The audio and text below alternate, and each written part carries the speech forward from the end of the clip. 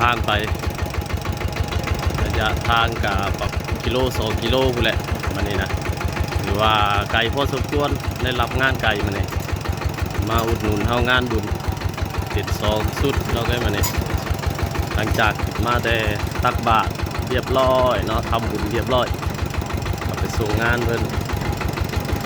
ก็สิเป็นมื้ออื่นนี่คือมื้อกะเกียมเนาะงานบุญก็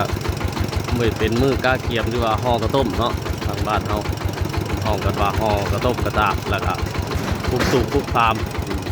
แต่ว่าเดี๋ยวนี้บ่ค่อยมีแล้วคุกตูบมีแต่กลางเต็นท์ขึ้นไปเลยอื่นเป็นมื้อกะเกียมมื้ออื่นมื้อฮื้อเนาะมื้อบุญเนาะมื้อหนึ่งนี่ก็เฮาไปเก็บงานอีกทางอีกอะว่าโอเคทางก็จะยากเลยรับเขาเกเครื่องเกของเกโต๊ะเกตั้งนี่ก็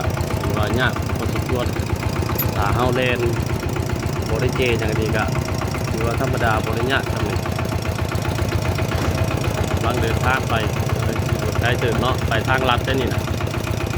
ไปทางโคกไปทางดำผูก็ไกลเติบเผื่อผู้แลบ้านนนย่างผู้แลเนาะพี่สิฮู้ดีงานบุญมืออื่นพี่น้องเลยบ้านโคกเขาโอเคเนาะ